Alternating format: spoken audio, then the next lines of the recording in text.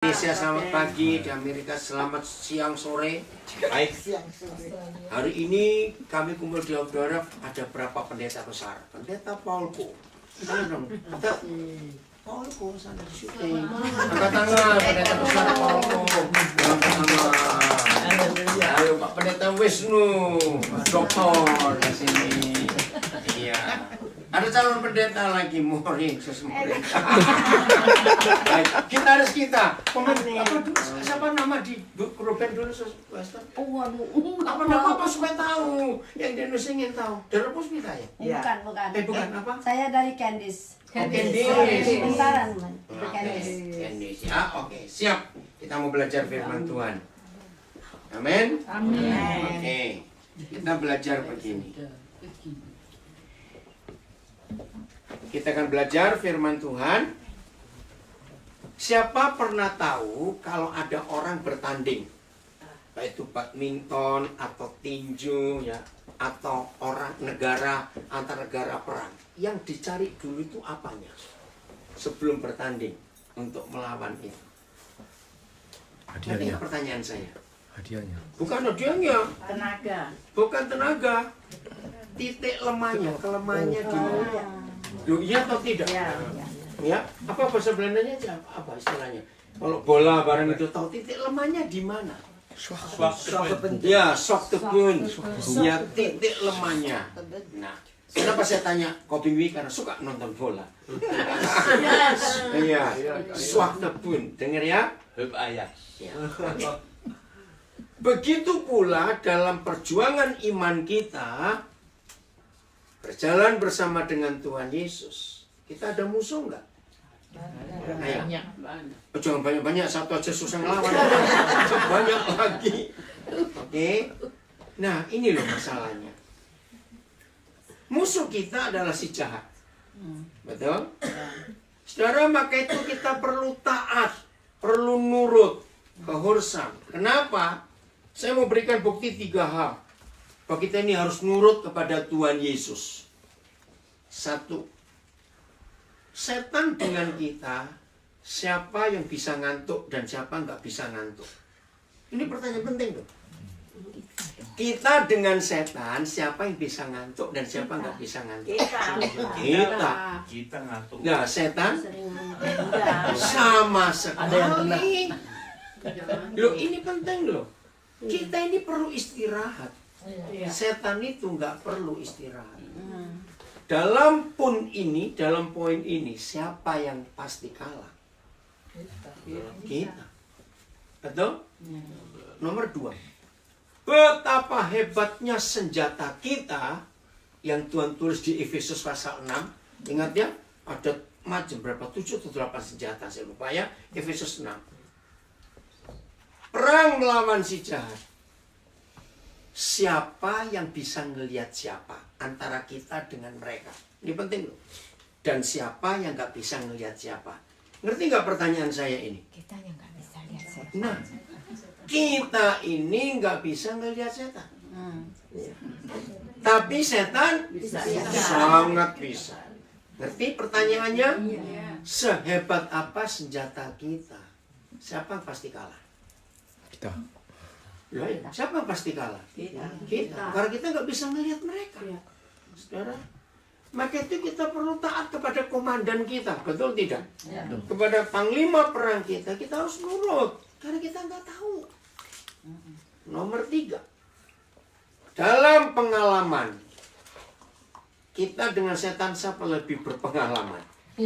Setan. Nah, umur kita belum apa-apanya. Setua-tua kita bisa sampai 100 sekian belas tahun umurnya. Nah, setan sudah ribuan tahun. Atau catat ya. Maka itu jangan merasa bangga, aku hebat melayani, aku kuat berdoa, aku ini kuat puasa, aku ini hafal ayat Alkitab. Dibandingkan 3 hal tadi, apa yang kita mau sombongkan dalam hidup ini? Betul? Nggak ada sama sekali. Maka itu kita perlu bergantung kepada Tuhan Yesus. Karena Dia yang paling tahu bagaimana cara kita menyerang mereka. Nah, ini pentingnya kita nurut, kita taat itu. Nah, kalau tadi kita awali dengan suatu pun titik lemahnya. Lagi sekali saya tanya, antara kita dengan setan, siapa yang paling tahu titik lemahnya siapa? Setan. Nah, mereka tuh tahu betul suatu pun kita di mana, titik lemah kita di mana. Maaf, saya beri contoh. Orang yang titik lemahnya khawatir terus dengan uang. Coba tertawa kenapa? Serius. Serius ya? Kalau suatu pun kita itu kelemahannya uang, begitu nggak punya uang, ketakutan luar biasa. Maka itu yang punya anjing bisa dicek. Ternyata anjing kita itu tahu loh kapan kita punya duit dan kapan nggak punya duit. Lu serius, anjing itu tahu. Begini caranya ya. Anjing kan tahu suara mobil siapa yang pulang. Nyonya atau bos atau tuan, ngerti ya pertanyaannya? Atau langkah kaki. Nah, kalau anjing itu tahu, oh nyonya pulang, dia pasang kuping dulu. Kalau buka pintu mobil baik-baik, buka pintu rumah baik-baik, masuk rumah nyanyi-nyanyi, langsung anjing mikir lagi punya duit ini. Ngerti nggak maksudnya itu? Nah, terus tapi kalau buka pintu kubrak, oh lagi nggak punya duit ini. Loh bener, saya pernah ngetes itu. Maka itu betapa celakanya. Kenapa? Yang ini di belakang. Bahkan maaf ya, jangan tersinggung. Saya sering ngajari banyak orang. Ternyata sama, duit ini bisa jadi ukuran macam-macam. Ya, nah, tekanan darah sama. Nggak usah pakai tensimeter. Lihat saldonya aja. Saldo banyak, tekanan darah normal. Saldo kurang, tekanan darah naik. Maaf. Oke, tertawa dulu supaya. Nah, jadi iblis itu tahu suatu pun kita itu di mana. Apa itu 40 tahun? Kenapa? Kenapa bro? 40 tahun kenapa? 40 tahun saldo kurang terus. Nah, jadi darah tinggi. Enggak. Apa bilang enggak? Luar biasa. Masa bodoh. Oke ya. Nah, kita harus tahu. Maaf, itu tadi yang soal lemahnya di bidang duit. Ada nggak orang titik lemahnya itu selalu khawatir dan takut? Jangan. Atau mungkin kira-kira apa saja dijadikan masalah. Ada nggak orang seperti itu? Nah, ini titik lemahnya. Sudah ngunci rumah sampai 14 saya ngecek. Saya kunci belum ya? Saya kunci belum.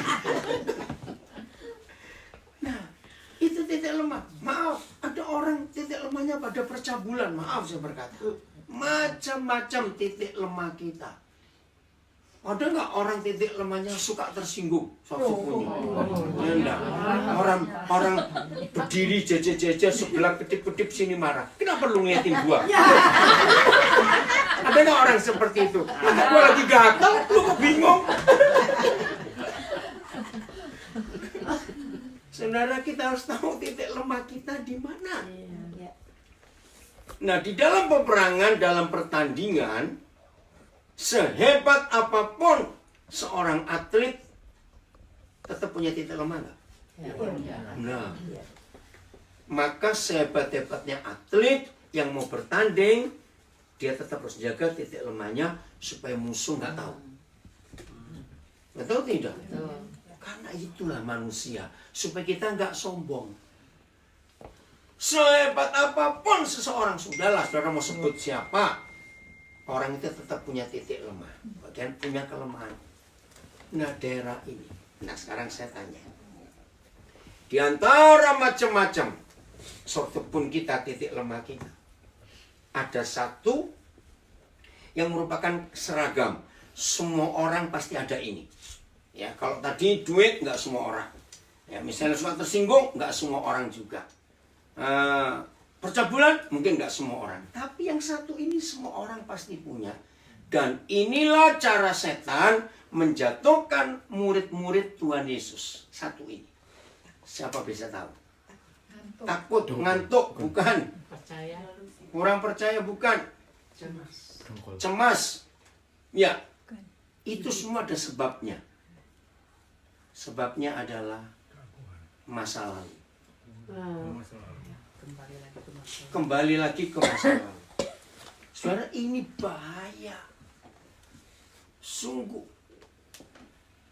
Orang hidup itu artinya sedang berjalan atau berhenti. Namanya orang hidup loh. Walaupun orang lumpuh, tetap jalan pakai kursi roda.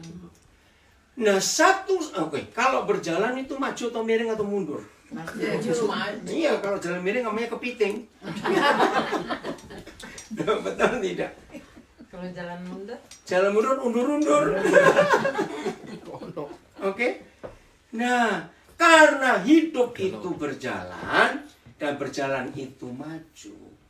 Ini yang dipakai oleh setan untuk mengalahkan kita. Supaya nggak maju, Mundur. ditarik mundur. Masa lalu. Dulu, ya ingat. Ini masalah dalam kehidupan kita. Orang nggak bisa tidur. Karena yang lama-lama keluar semua. Betul nggak? Sudah sekian jam di tempat tidur, mata merem, tapi otak ini muter terus. Betul yang dulu. Saudara, ini yang kita perlu pelajari betul-betul. Bahwa inilah titik lemah kita yang paling fatal. Yang iblis selalu incar. Betul atau tidak? Ya. Maka itu orang gila sehat terus. Karena lupa yang dulu-dulu. Nggak mikir. Betul tidak, ketawa terus. Beban kita. Oke. Kita buka Mazmur 73 ayat 1. Ya, Mazmur 73 ayat 1. Nah, daerah mana, area mana, atau wilayah mana yang iblis paling suka untuk ganggu? Ternyata cuma satu area, cuma satu daerah yang iblis suka ganggu kita. Mazmur 73 ayat 1. Ya, semuanya lihat. Mazmur 73 ayat 1. Ya. Oh ya, sama-sama baca 1, 2, 3. Sesungguhnya Allah itu baik bagi mereka yang tulus hatinya, bagi mereka yang bersih. Nah, perhatikan. Papa kita itu baik hanya untuk satu sikap hati. Bukan dua, bukan tiga. Yang bersih dan tulus hatinya. Ini luar biasa. Nah, karena setan lebih ngerti Alkitab daripada kita, saya bilang, setan itu jauh lebih rajin baca Alkitab daripada kita. Betul atau tidak? Buktinya apa? Karena setan tahu ayat-ayat penting yang paling indah untuk hidup kita itu yang dia serang. Contoh hidup kudus. Betul? Kita nggak berkenan kepada Tuhan kalau nggak kudus. Maka ayat itu dipakai setan untuk ngotori kita. Nah, contoh ayat ini. Kita akan mengalami kebaikan Tuhan bukan karena kita rajin sembahyang. Bukan karena kita rajin ini, rajin itu. Hanya satu, kalau hati ini bersih. Nah, saudara, semua kita, dengar ya, semua kita pasti jauh lebih mudah jaga muka ini bersih, kepala ini bersih, kuping ini bersih daripada jaga hati bersih. Ayo, ya atau tidak? Ya. Maka itu setan suka ngelempar sampah ke hati kita supaya hati ini kotor. Maka itu satu-satunya ayat dalam seluruh Alkitab, satu-satunya ayat. Nggak ada dua, nggak ada tiga. Nah, ini yang saya buktikan. Setan lebih teliti baca Alkitab daripada kita. Karena ayat-ayat penting ini mereka pakai untuk nyerang kita balik. Satu-satunya ayat dalam Alkitab yang memberitahu kita harus kita jaga lebih daripada apapun juga. Tuhan nggak pernah bilang jaga rumahmu ya, jaga duitmu, jaga berlianmu, enggak. Jaga pipimu, jaga apamu, enggak. Jaga hatimu. Kenapa Papa minta satu ini yang harus kita jaga, bukan yang lain? Nah, baca Amsal 4:23. Amsal 4:23. Karena ada yang penting, saudara, dalam hidup ini. Luar biasa. Amsal 4:23. Ya, tolong yang ada bahasa Belanda, bacakan bahasa Belandanya. Amsal 4:23. Ayo kita baca bahasa Indonesia sama-sama. 1, 2, 3. Hatimu dengan segala kewaspadaan, karena dari situlah terpancar kehidupan. Nah, apa lawan katanya kehidupan? Kematian. Nah, dengan kata lain, kalau saudara dan saya tidak bisa jaga hati ini, dikotori semuanya, kematian yang muncul. Nah, kalau kita hidup tapi kematian yang keluar di hidup kita, dari hidup kita, maka orang-orang yang dekat kita ikut mati juga loh. Betul tidak? Akan terpengaruh. Maaf, mayat yang nggak dikubur tinggal di rumah jadi penyakit nggak? Nah, itu kematian yang keluar dari hidup kita. Bahasa Belandanya apa? Coba baca. Ayo, Spreuken 4:23. ya. Denk altijd goed na voordat je iets zegt. Dat is het belangrijkste in je leven. Vertel geen leugens. Oh, baca. Kok panjang? Coba ulangi lagi. Denk altijd goed na voordat je iets zegt. Dat is het belangrijkste in je leven. Oh, terjemahan lain, betul. Jagalah hatimu. Iya. Karena dari situ akan terpancar kehidupan. Belangrijk. Itu yang 24. Vertel geen leugens en bedrieg andere mensen niet. Oh enggak. Wees Oke, altijd enggak apa-apa eerlijk en sama. betrouwbaar. Nah, itu hati-hati. Nieuwe vertaling. Iya, ini vertaling. Saudara, jangan main-main. Kelemahan kita setan sangat tahu. Maka itu sebelum orang-orang itu bertanding, selalu dicari titik lemahnya di mana yang akan kita hadapi. Ini yang kita harus jaga dalam hidup kita.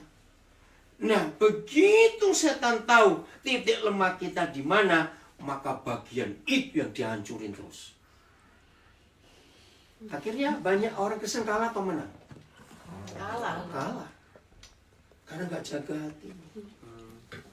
Nah, dari antara semua sampah yang iblis sering masukkan ke hati kita, mata kita melihat sesuatu bukan dengan cara Tuhan melihat, tapi kita pakai cara yang dulu melihat. Ini salah satu cara setan mengotori hati kita. Artinya begini, maaf ya, siapa yang ingat kesalahan orang 20 tahun yang lalu? Ada atau tidak? Ada. Nah, padahal 20 tahun yang lalu orang itu salah. Tapi setan merusak kita, nganggap dia salah sampai hari ini. Banyak nggak orang seperti itu? Nah, bayangkan selama kita hidup 20 tahun, ketika orang itu buat salah kepada kita, langsung sampai 20 tahun kemudian, sudah berapa banyak lagi ketemu orang yang salah terus hidup kita. Ngerti maksud saya? Terus kita kumpulin semua. Jadi apa hidup ini? Sampah. Nah, tempat sampah. Satu kesalahan orang saja yang kita sulit hapus, sudah mengotori, meracuni, merusak hidup ini. Apalagi sekian banyak orang dalam 20 tahun ini. Waduh. Maka itu kita ini sulit mengerti, menghafal, menyimpan firman Tuhan. Tapi lebih gampang nyimpan salahnya orang lain. Iya atau tidak? Nah, terus fakta, betul. Mau jadi apa hidup ini? Iya, tempat sampah kan penyakit. Betul? Oke, kita lihat. Ini cara Tuhan memandang kita. 2 Korintus 5 ayat 16. 2 Korintus 5 ayat 16. Luar biasa Tuhan berkata ini. 2 Korintus 5 ayat 16. Ya, kita baca sama-sama per kalimat ya.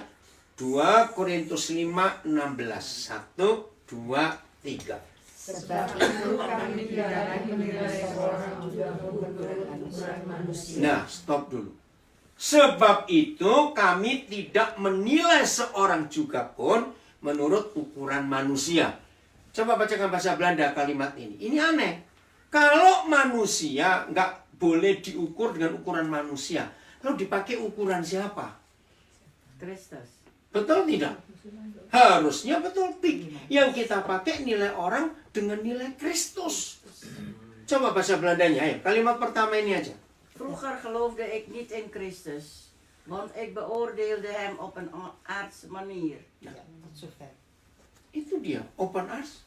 Op een aardse manier. Dunia. Jangan pikiran dunia, pikiran manusia. Kalau kita ngelihat orang lain, ini aneh sekali. Terus kalimat berikut bahasa Indonesianya. Lalu kalau kita nggak boleh mengukur orang dengan ukuran manusia, pakai ukuran siapa? Lihat kalimat berikut. 1, 2, 3. Dan jika kami menilai Kristus ukuran manusia, sekarang kita tidak lagi menilai dia. Ternyata Paulus pernah ngalami seperti kita alami.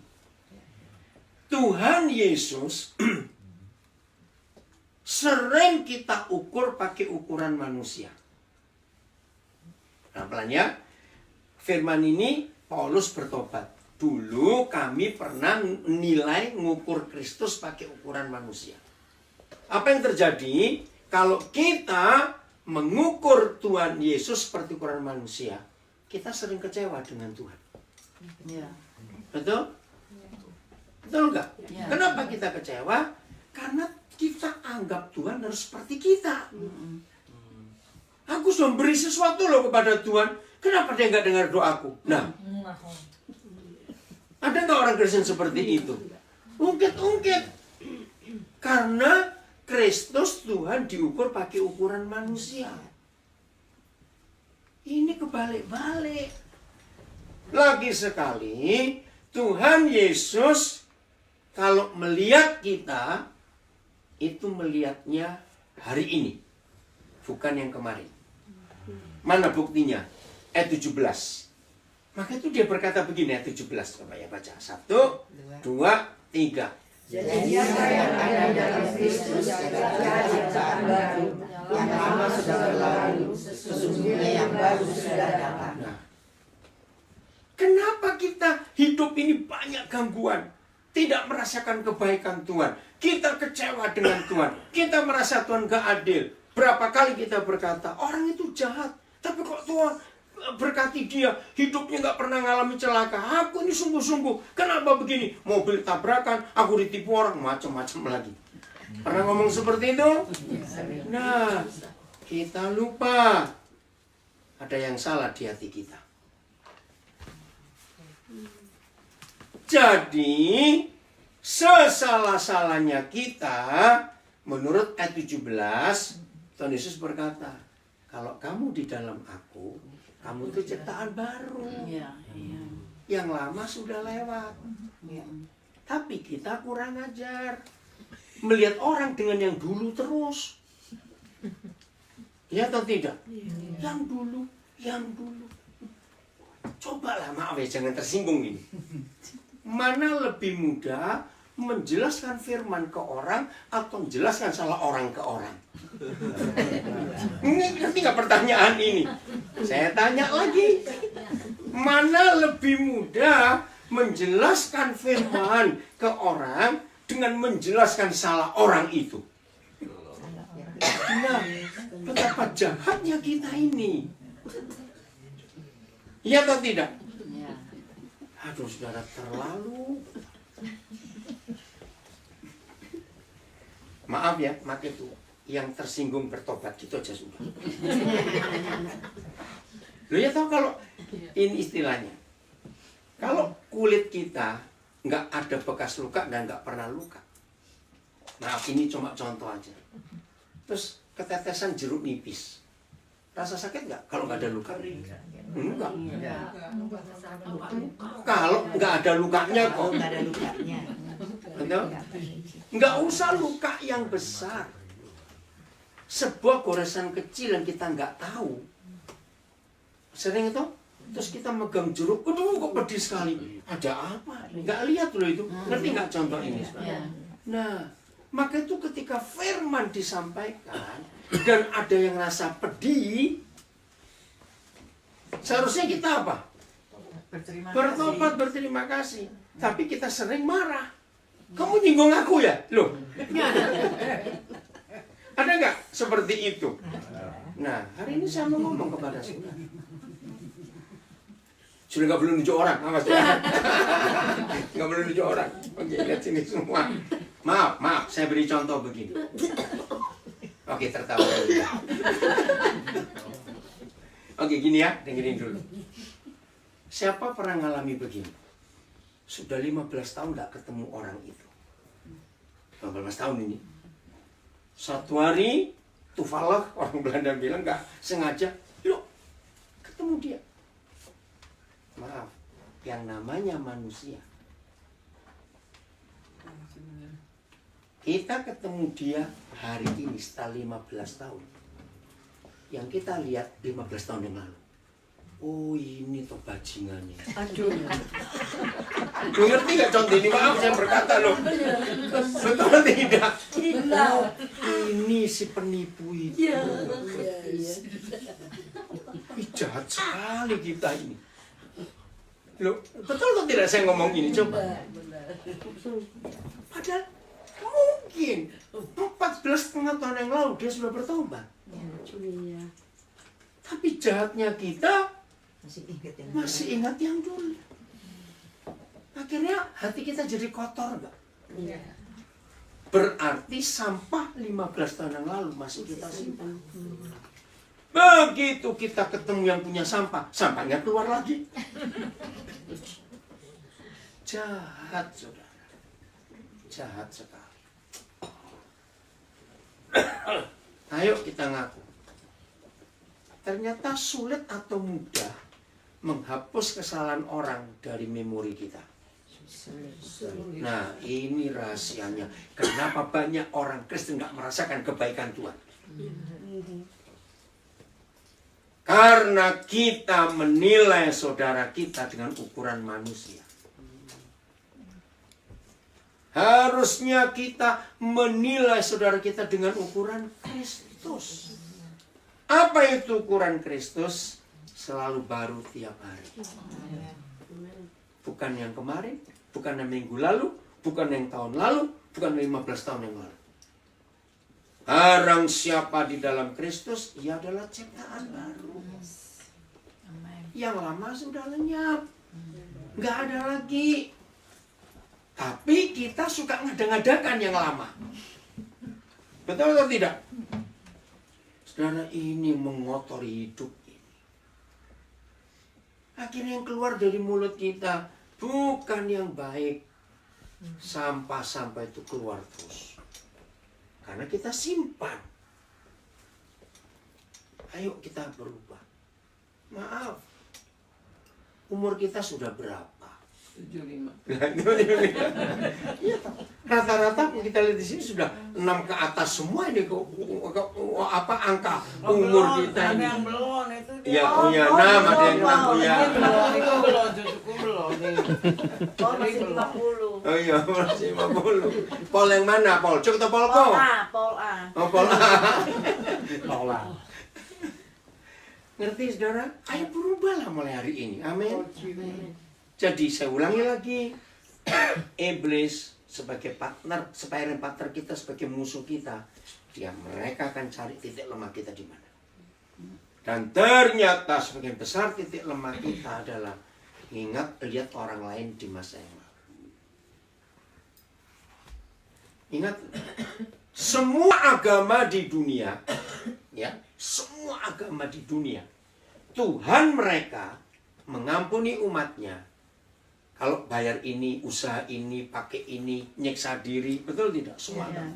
Hanya Papa kita di surga mengampuni kita, nggak perlu apa-apa, cuma satu, ampuni orang lain. Pasti kamu diampuni. Ayo, kalau jujur, mau lebih enak yang mana? Yang mereka atau yang kita? Kita. Kita. Nggak perlu bayar apa-apa. Tapi bodohnya kita. Kenapa kita sulit ngampuni orang lain? Itu karena kita masih simpan yang dulu. Nah, lebih jahatnya kita lagi.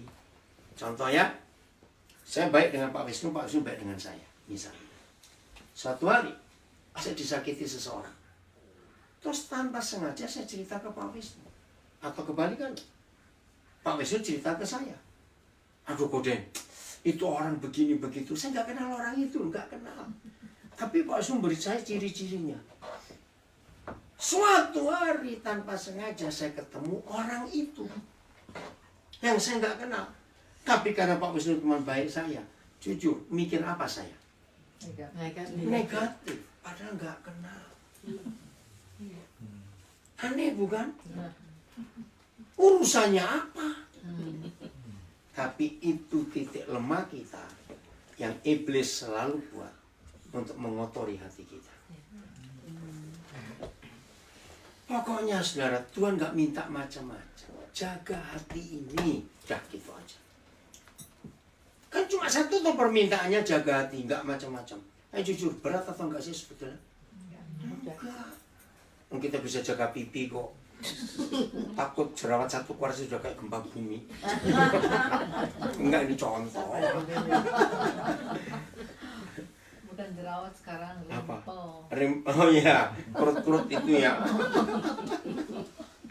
Saudara, ayo mulai hari ini kita sadar itu betul.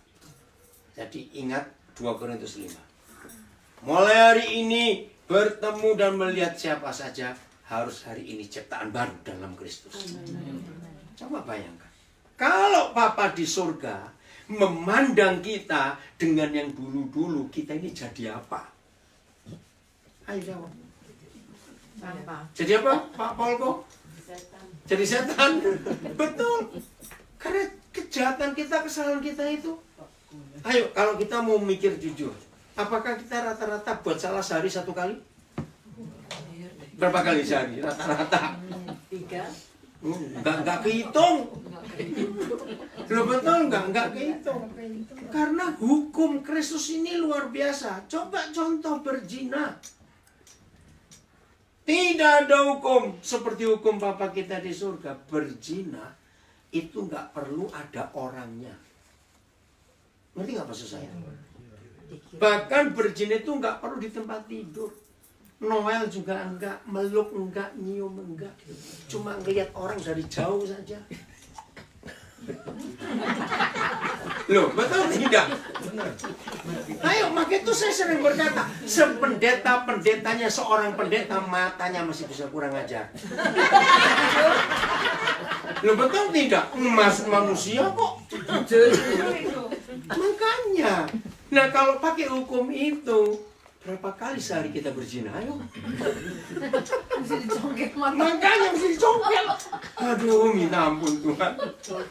Nah ini loh. Lihat Tuhan Yesus berkata lewat 1 Yohanes 3:15, coba baca 1 Yohanes 3:15. Ini sekarang membunuh. Beda lagi. 1 Yohanes 3 ayat 15. Siapa itu pembunuh manusia? Woi, nggak main-main.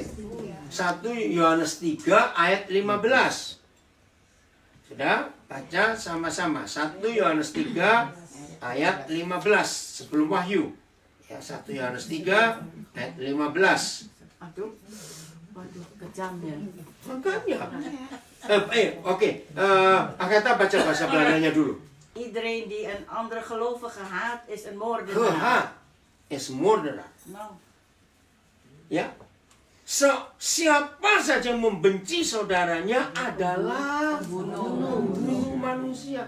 Jadi buat hukum surga, membunuh itu nggak harus menghilangkan nyawa orang. Benci. Mungkin saya berkata, saya nggak benci, cuma malas ketemu. Sama. Ya betul nggak? Sama. Kesel. Ini hukum yang luar biasa. Nah, maka itu kalau kita pakai hukum ini, berarti kita sehari bisa bunuh berapa orang? Betul? 5 orang? Lebih. Wih, pembunuh semua, pejina semua. Bahasa Belanda bukan saudara loh, dia lebih luas lagi. Oh, apa itu? Iedereen. Geloven. Gelovigen. Oh, gelovigen. Orang yang percaya. Percaya. Oh. Iya. Geloven. Bayangkan. Sini setiap orang, tapi situ setiap orang percaya. Percaya. Jadi kalau orang kebetulan orang itu tidak percaya, Sama ya tidak apa-apa. Oh, enaknya. Jadi itu banyak kata 5 ayat 2 itu.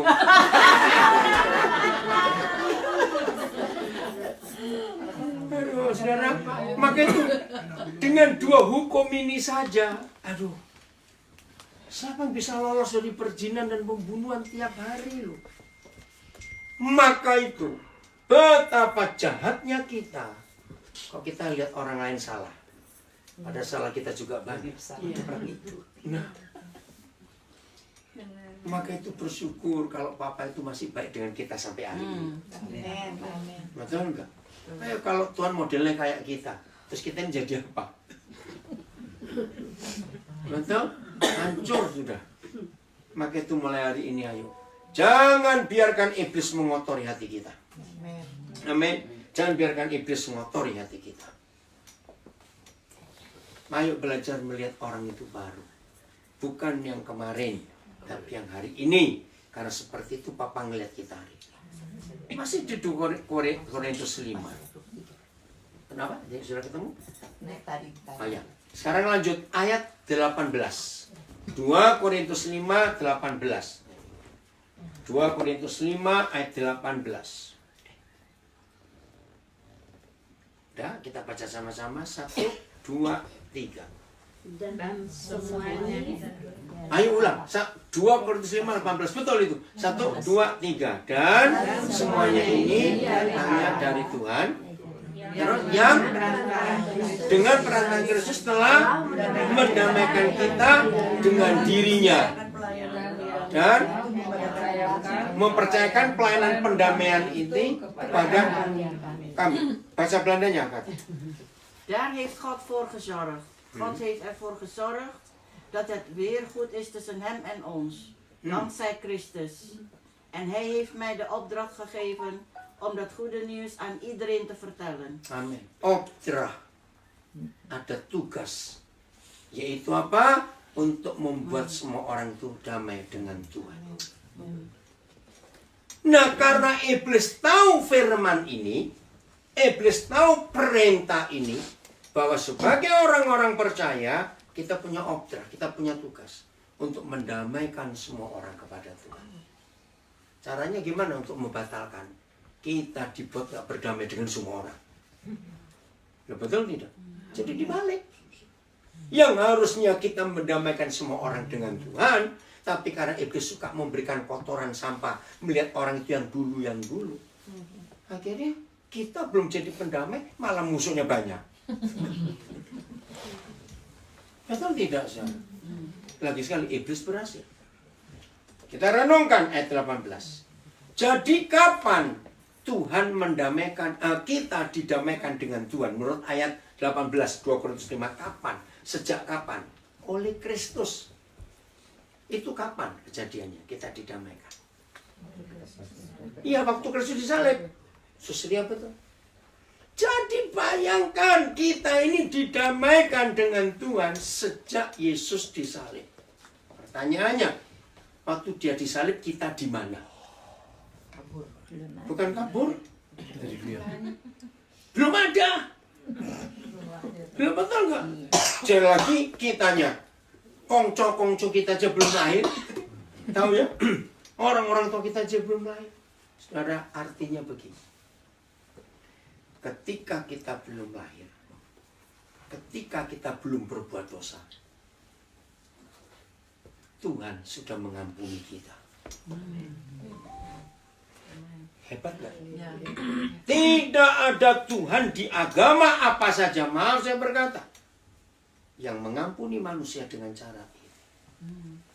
Maka itu dunia akan bertobat kalau saudara dan saya menggunakan hukum Kristus ini. Begitu ada orang bersalah kepada kita, kita langsung ngampuni dengan segera. Orang itu kaget bukan? Loh kok cepat sekali kamu ngampuni aku? Maka kita harus jawab lewat 2 Korintus 5:18. Aku ini ngampuni kamu sejak aku belum kenal kamu.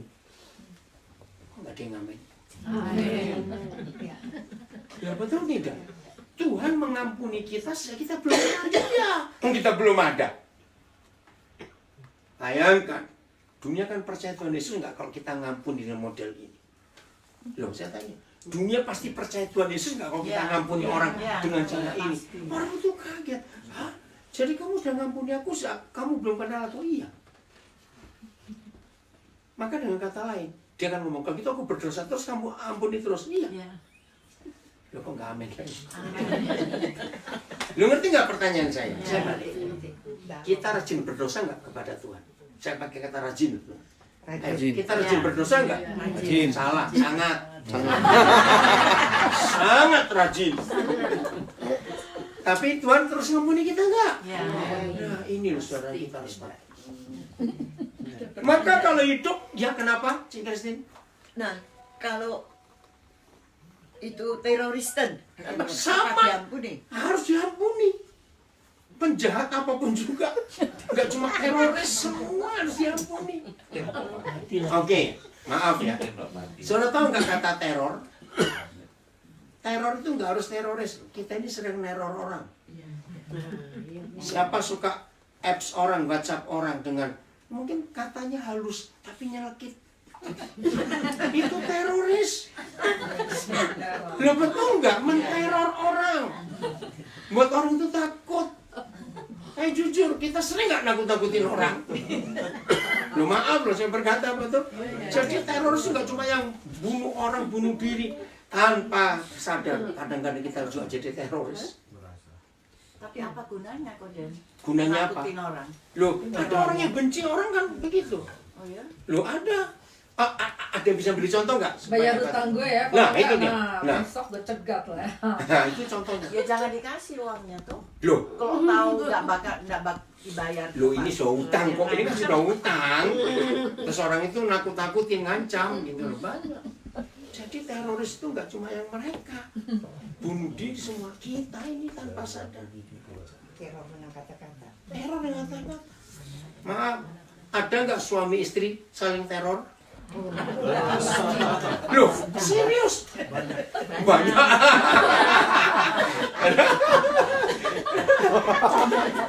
yang jadi istri jangan kau dengar.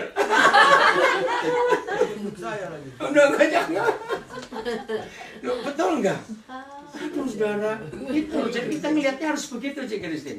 Bagaimana tentu ngampuni kita? Pagi terlalu dadar, sore terlalu ceplok. Malamnya terbus. Tapi berat loh Koden kalau kita harus mengampuni teroris yang kayak di Syria atau di mana-mana yang Maka itu saya balik lagi. Kita ini teroris juga loh dengan contoh-contoh tadi. Betul? Maaf.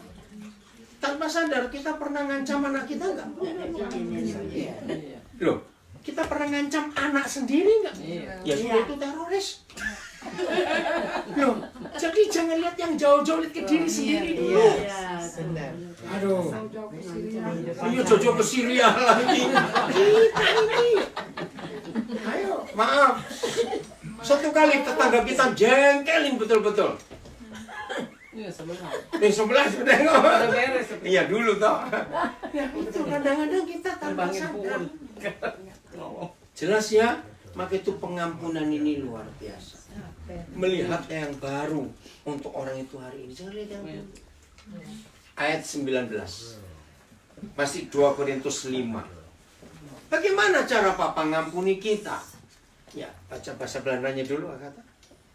God heeft ervoor gezorgd dat het goed kan komen tussen hem en heel de wereld. Want iedereen die bij Christus hoort, krijgt vergeving van zijn zonden. God wil dat wij dat goede nieuws doorgeven. Amin. Gak ada kata rekenen ya, menghitung, memperhitungkan. Ada nggak bahasa Belanda tadi? Nee. Ayat 19, 2 Korintus 5. Kita baca bahasa Indonesianya. 1, 2, 3. Sebab Allah menyatakan dunia dengan dirinya oleh Kristus dan tidak memperhitungkan pelanggaran mereka. Nah, Ia telah mempercayakan berita perdamaian kepada kami. kalimat terakhirnya sama dengan ayat 18. Dia memberikan kita obdrah, tugas. Yang ke ayat 19 juga sama. Ada pelayanan pendamaian. Berdini. Ya, oke. Bahasa Belanda yang lain ada nggak? Saya mau cari kata rekening ini. Rekening. Bahasa Belanda yang lain ada? Bawa. Di mana dia? Ya, 19. Ayo. 19. Ya. Want God was in Christus de wereld met zichzelf verzoenende, hun zondigen niet toegerekende Nah, en hoeft niet niet voor de toegerekend. verzoening in ons gelegd. Amin. Dat is al vertalingen. Oh, ya. Tapi itu jelas. Saudara, ini cara Papa kita ngampuni kita. Nggak pernah menghitung yang dulu. Niet toegerekend, tidak diperhitungkan. Tidak diperhitungkan. Maaf. Kita sering berkata, aku nih ngampuni. Benar aku ngampuni. Tapi nol SMS mau tahun 2004. Artinya? Masih ingat. Aku ngampuni kamu, betul. Tapi ini kwitansinya. Ngampuni, tapi. Ada koma. Tapi Papa ngampuni kita, nggak dihitung lagi semua. Amin. Suami istri, kenapa susah ngampuni? Karena dihitung terus. Ngitung loh, selama kita menikah 14 kali ya buat ini. Aduh, kok sempat ngitungin? Besok 15. Ini 15, lulusan 16. Ya terus mau diapain? Nah baliknya, apakah kita juga pernah masalah seperti itu? Kalau kita jawab enggak, wih sombong betul. Ngerti ya? Jadi ini yang Tuhan inginkan atas kita. Maka dunia akan dipulihkan. Ayat terakhir. Yohanes 20 ayat 23. Ini yang Papa minta untuk kita mengampuni dunia ini. Yohanes 20 ayat 23. Yohanes 20 ayat 23. Udah? Ya, bahasa Belandanya dulu kata. Vanaf nu hebben jullie de macht om zonden te vergeven. Als jullie iemand vergeven, dan vergeeft God hem ook. Oh, En Tuhan pun mengampuni orang itu. Ya. Kalau kita mengampuninya. ja. Terus kalimat kedua. En als jullie iemand niet vergeven, dan, Nah, kalau nggak mengampuni, terus dan vergeeft God hem ook niet. ini bahasa Belanda yang baru, beda dengan Indonesia. Kalau kita mengampuni dosa orang, maka Tuhan pun mengampuni. Berarti kita wakilnya Tuhan nggak? Tapi kalau kita tidak mengampuni, maka dosa orang itu tetap ada. Itu dia, saudara. Berarti kalau di dunia ini banyak orang berdosa, itu gara-gara setan atau gara-gara kita? Kita. Nah, itu dia. Karena kita tidak mau mengampuni. Ngeri sekali. Ja. Tidak ada agama di dunia, nggak ada, yang Tuhannya mewakilkan dirinya kepada manusia kecuali Yesus kepada gereja. Amen. Saya ulangi lagi, dunia ini nggak ada agama apapun yang Tuhannya mau mewakilkan dirinya kepada umatnya kecuali Tuhan Yesus kepada gereja. Amen. Maka itu dia berkata, kalau kamu ngampuni, aku ngampuni. Kalau tidak, aduh, tidak mengampuni. Nah, berarti yang kita pakai yang pertama, yang kedua paling sering. Yang kedua. Maka itu tanpa sadar kita sering pasang stempel. Ayo, suami istri siapa suka ngomong, dasar lu. Lu kok tertawa, saya cuma ngomong, Bang. Dasar lu. Ada enggak? Ada. Apalagi engkong lu begitu. Oh apa lu begitu? Aduh. Udah mati disebutin semua. Betul apa betul? tiba-tiba jauh dari ujung. Karena kita pasang stempel. Tapi kan kadang kalau mengampunin orang kan kita nggak perlu langsung, itu kan dari hati sendiri toh, Iya, masa langsung gimana? ke orangnya gitu. Loh, kalau kita sudah nggak ada apa-apa, ya nggak perlu. Kita ketemu juga baik. Di pembek market. Ya nggak apa-apa. Awas, bentar, dibuka dulu kursinya. Tuh, kursinya diangkat ke belakang, enggak dari belakang diangkat, enggak itunya. Dilipat. Wah, dari situ. Nah, oke. Nah ya, lanjut ya. Ayo mulai hari ini jujur pada diri sendiri. Ada enggak yang kita masih simpan? Janji kalau ketemu orang lagi kok saya lihat yang dulu-dulu. Nah, terakhir 1 Korintus 6 ayat 11. 1 Korintus 6 ayat yang ke-11. Ini cara Bapa kita mengampuni kita. Ayat 11. 1 Korintus 6 ayat 11. Coba baca bahasa Indonesianya. 1, 2, 3. Oh bukan.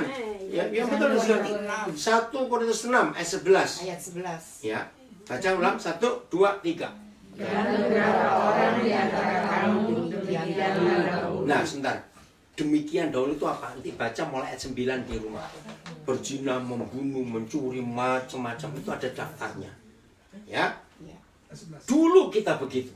Terus sekarang tetapi kamu telah memberikan dirimu disucikan. Nah, kita telah memberikan diri kita disucikan. 2, dikuduskan. 3, telah dibenarkan dengan nama Tuhan Yesus Kristus dalam Tuhan kita. Ya. Jadi Papa mengampuni kita dengan 3 tingkat. Disucikan, dikuduskan, dan dibenarkan. Bahasa Belandanya, coba. 1 Korintus 6 ayat 11. Ja. Sommigen van jullie hebben zulke dingen gedaan Nou, toen ze nog geen gedaan. christen waren. Maar God heeft jullie zonden vergeven. Hij heeft jullie gered. Gered, Ja? terus? En nu leven jullie zoals het God het wil. Jullie Mooi. horen nu bij de Heer Jezus Christus. Een nieuw, diperbarui. Ja. Nu ya, terus? En onze God heeft jullie geest gegeven. Dia berikan rohnya. Rohnya itu hidup Tuhan sendiri. Jadi kalau rohnya diberikan kepada kita, maka kita hidup pakai hidupnya siapa? Roh. Hidupnya Tuhan. Ini luar biasa. Nah, dibenarkan menurut ayat ini artinya dianggap nggak pernah buat salah. Kenapa kita masih ingat salah orang itu dulu-dulu? Sudah 15 tahun, 20 tahun masih ingat. Karena kita tetap menganggap orang itu salah. Tapi Tuhan kalau mengampuni kita pakai 3 tingkatan. Disucikan, dikuduskan, dan dibenarkan. Ayo kita pakai yang ketiga ini. Katakan amin. Jadi melihat orang itu baru. Tolong teman-teman, saudara, bersahabat, suami istri. Kalau hari ini ada orang buat salah kepada kita, jangan disambungkan yang dulu-dulu lagi. Oh memang dasar lu begitu. Awas. Biarlah salah hari ini. Dalam Kristus dia ciptaan baru. Amin. Wah hidupnya kan luar biasa. Amin. Amin. Kalau kita pakai ini, aduh hidup ini tenang, saudara. Tidurnya nyenyak sekali. Amin. Sukacita tiap saat. Enggak gerget-gerget. Sukacita terus. Jelas ya? Mau berubah mulai hari ini? Ya harus, enggak mau jadi apa? Jadi renungkan firman ini. Setan tahu titik lemah kita, sewaktu pun kita. Maka itu jangan biarkan setan mengalahkan kita. Jaga hati kita. Amin. Tuhan memberkati kita.